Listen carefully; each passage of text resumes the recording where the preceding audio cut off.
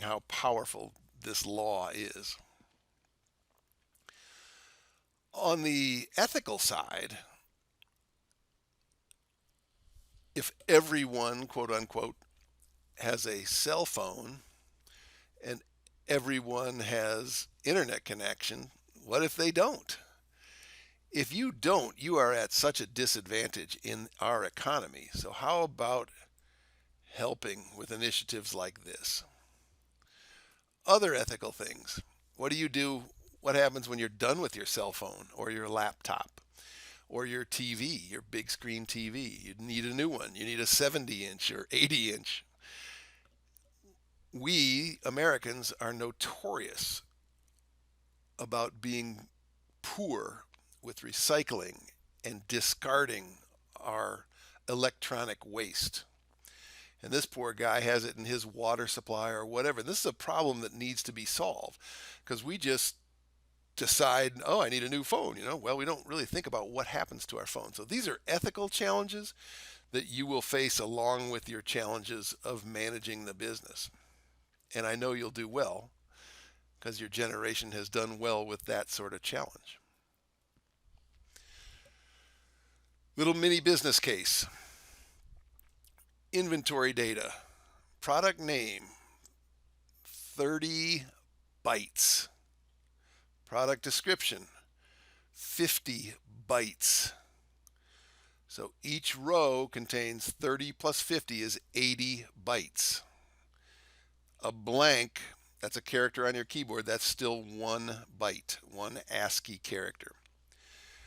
So at any point we can have 100,000.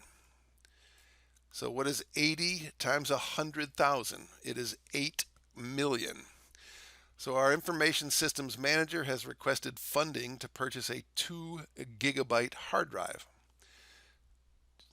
Is 2 billion bytes enough to store 8 million bytes?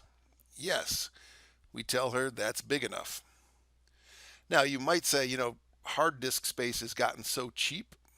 Why don't you just buy a bigger one in case we expand? But from a very exact standpoint at this particular time, 2 billion is enough to store 8 million. And this man told a story back in the day. He was one of my mentors in my PhD program. He was the former CEO of Bell and Howell and other places, and he told a story where students will sometimes say, "Oh, bits and bytes. I'm going to be an HR professional. I don't need to know this." And the story he told was this. Way back when he graduated with an MBA from Harvard, and his classmates were getting jobs for 6 figures, and this is a long time ago. So right out of the gate, they were taking jobs with 6-figure salaries.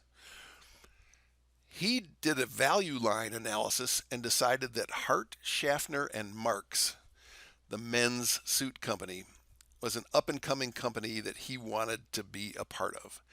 And so he took a job as a tailor apprentice with Hart, Schaffner, and Marx. His pay was $15,000 a year. He was married and he had 2 children. His wife thought he was insane, as you might imagine.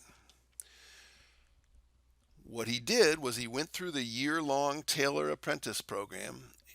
The final project was sewing a complete men's suit. And doing that helped him understand the business so well that he rose later to become the CEO of Hart, Schaffner, and Marx.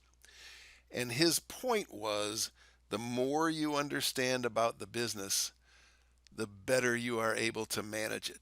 It's a very interesting point. You can't understand everything, but you don't want to be one of these managers. Go talk to the floor employees. Learn how things get done. That's going to give you a chance to manage it in general and also to come up with technology solutions in particular. Here are some other storage listings. Magnetic is your hard drive. You know what a CD is? That's about a little over 500 million bytes. You know what a DVD is? Why do we even list magnetic tape here? Because of momentum. A lot of mainframes are backed up using magnetic tape, and they ship it off-site. When the World Trade Tower, the Twin Towers went down on September 11th, 2001, the information systems side of that terrible story was that there was not much disruption because the financial data, mostly financial, in the companies that were in those buildings, had been backed up off-site on magnetic tape so they could come back up to speed. You think about your checking account balance of $5,226. That's just bits and bytes stored somewhere. If that hard drive goes bad or burns down or goes into the ocean, all of a sudden you don't have a checking account balance. So it's very important for this sort of information to get backed up. And you know what a flash drive is? And smart cards are not used much in the United States, but they have some memory on a little credit card type device. So extra storage sort of choices. Telecommunications hardware, we're going to have a whole unit 4, the next unit in telecommunications. But here's just a list of some of the hardware devices, and here is a summary of their capacity. This will be discussed much more in Unit 4. On to software. Software has two primary functions. The boring function is making the machines accessible to humans. These ones and zeros are flying around really quickly, but it needs to make sense to us, the business manager. The operating system does that for us. The more interesting function is let's get things done. Let's solve business problems. And this is things like spreadsheets, word processing. It gets more and more sophisticated as you go up the ladder. So, cover that. Microsoft Word is application software. Windows 10 is an operating system. It controls the machines. Okay. Here are some lists of operating systems. This machine I'm working on here is a Windows 10 machine. If you have a Mac, you have OS, some version of the OS operating system. What are these? Unix is portable to all classes. What does that mean? Remember the classes: notebook, mini computer, mainframe computer. It works on all of them. These two do not work on a mainframe. These and this and this. Linux is a type of Unix, except it's open source. What does open source software mean? It means it's free to download. Wow, sounds good. Well, there are other problems. It's more expensive to make work is the main problem. So it comes out very similar in cost. But Linux and Unix, they are famous for being stable and secure versus the main competitor, Windows 10, the current versions. They are known for being easy to use and user-friendly. The criticism of Windows has been not as secure, not as stable. The criticism of Linux has been not as easy to use and not as user-friendly. Those are converging, so they're both moving toward the other, but there's still some truth to both of those things. And of course, your phones have operating system. In fact, we generally categorize, what do you have? Do you have an iPhone or do you have an Android? Android is really the name of the operating system for those phones, whereas iOS is the operating system for an iPhone. So calling it an Android is a little odd. And of course, the race to have the operating system of choice is huge. Whoever controls the operating system controls the market. And then we want to make these things do something. We want to get jobs done, and the languages have evolved through 4 generations. The first generation was you writing stuff, you or a programmer writing stuff in ones and zeros. That's like ASCII. Just to spell the letter C or to represent the letter C, it took 8 ones and zeros. That's a lot of work. Second generation got a little easier. Load A, add B, that's like A plus B. And both of these first in generation, they're called low level. The computer loves them because you don't waste a lot of instructions, doesn't have a big footprint, but people hate them. They're really difficult. People like third and fourth generation languages. If you took a class in high school, it was probably Basic or Pascal or something, and you saw stuff that looked a little bit like this. If you took a programming class, a little better. The holy grail right now is fourth generation language, or 4GL. It becomes closer to us just saying to the computer, please do this, and the computer does it. I just typed some numbers quickly into Excel here. Let's take a quick example of a 4GL. This is available in any version of Excel, any modern version. This is how I learned a language called VBA, Visual Basic for Applications. Basically, you can turn on a recorder, do whatever you want to do, and it generates the computer code for you. Very amazing. Watch this. I go here and I say, I do need to add my developer ribbon. So I add that ribbon here, and I go and say record macro. And I'll name it example. You can make a hotkey if you want, Control E. See that little button? A macro is recording. Whatever I do, so let's say I want to teach my secretary how to graph. Everything I'm doing will be recorded. So I say insert, line graph, move it over, go down, stop the recording. Now if I go back to the developer button, go macros, and click edit, there is the VBA code for making a line graph. And you can do this with anything you do. So that's a great modern day example of a 4GL. Obviously humans love it. Why do machines not like it? Because the entire Excel package has to be installed on my machine, as an example here. So just to do that one simple example. So it's less efficient for the machine, but the humans love it.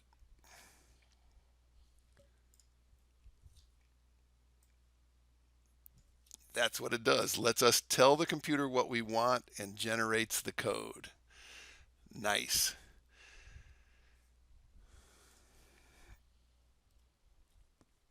What is object-oriented programming? Object-oriented programming is analogous to copy and paste. For example, if you have a web page, many times you'll have a place with a shopping cart, an order entry component where they enter their credit card, it gets checked. Well, instead of reprogramming that for every single web page, let's make an object called shopping cart process or whatever, and then you can just drag it in through reusable code, essentially copying and pasting that code, and clearly makes the time and cost both reduced. So you can get your web pages, your systems up faster. Java and Visual Basic are examples. What about COBOL? Again, it exists because of momentum, so it's not going away. I joke with my students that if you want to be able to make a living, almost guaranteed living for the rest of your life, a good living, learn COBOL.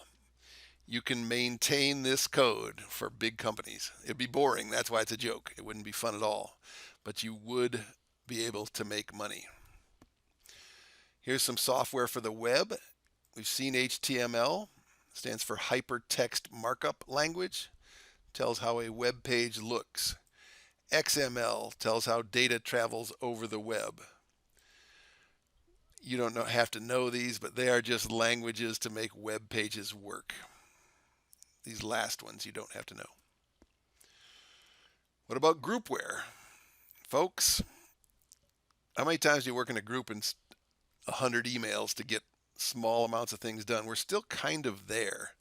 The promise of groupware, something like Microsoft Teams, other packages, is to make group work more efficient.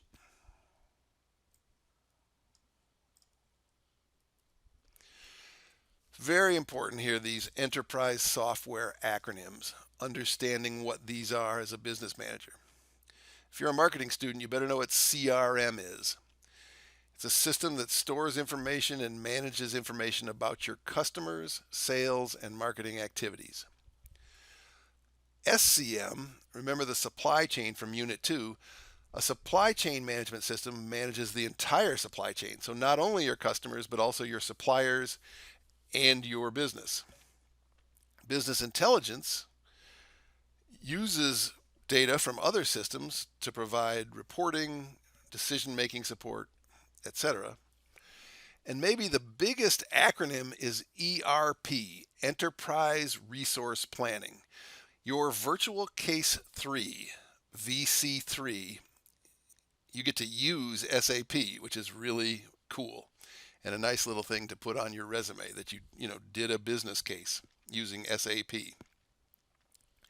So ERP is born from integrating functional areas of a business: accounting, finance, shipping and receiving, human resources, whatever. Instead of having different systems in all the functional areas of your business, its goal was to have one system integrating all of those areas. That's how it began. It has morphed into really honestly being a supply chain management system. You will see from VC3 that SAP does everything. It provides software support to the entire supply chain. So now that is called an ERP system. And so you just need to know that.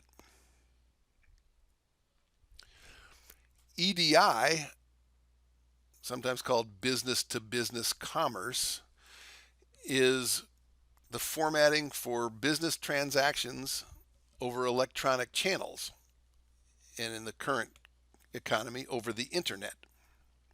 Another acronym for you.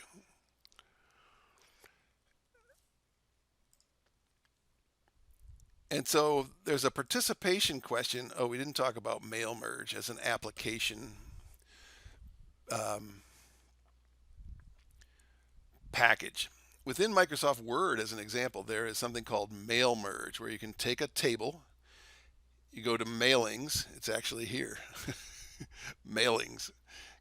I see, maybe can't see that. So there's mailings, start a mailing, pick recipients. That's for a mail merge if you've never done it. It's really handy. And it takes name, address in a table, and the same letter. So let's say you want to send the same letter to all your customers. You'd have 1,000 rows in your table, and you just change the name so it would address them by name with their address.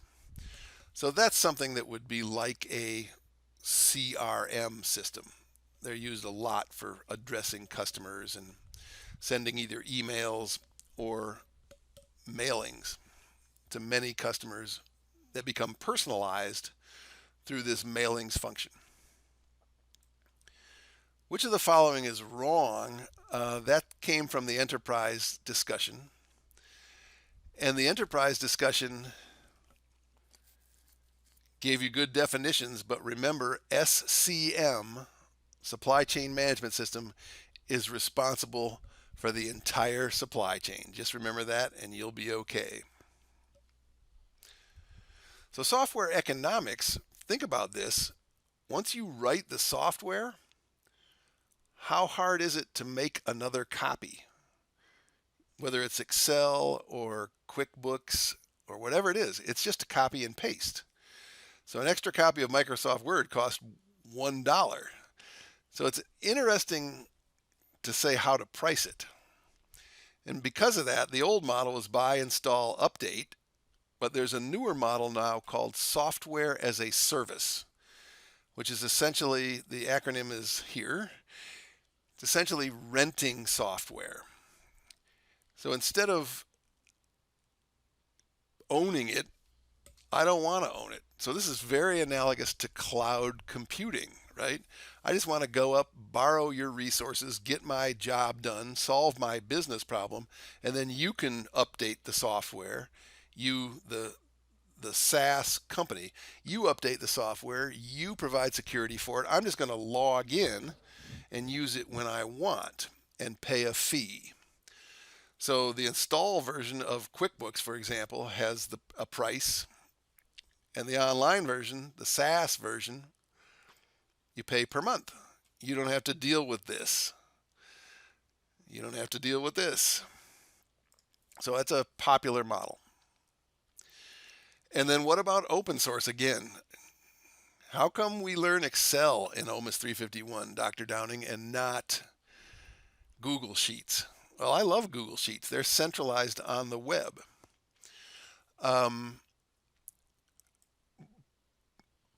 For big companies, there's some small print in the Google Sheets user agreement that says they own the content of what's on a Google Sheet. Well, if that's true, because I asked the Microsoft representative about this, why wouldn't we just teach the students Google Sheets instead of Excel? And the reason is Microsoft is still a little more friendly to the large businesses. Google Docs, Google Sheets are still more individual users, but that could change. So again, pay versus free. We talked about Linux. There's the clouds. Make sure you know what cloud computing is. We talked about Linux as an operating system that was open source and free. What happens is, to make it work is still difficult, and a Linux developer, for example, if you want one for your company to help you make it work, you downloaded the operating system for free, but now you need to make it work. You need to be able to have your users be able to understand it and use it. Then you got to hire a Linux developer. Those people start well in the six figures. So ultimately the cost overall is not that much better, but it's an interesting option. Everyone all over the world makes the code better. A bunch of geeks. It's pretty powerful.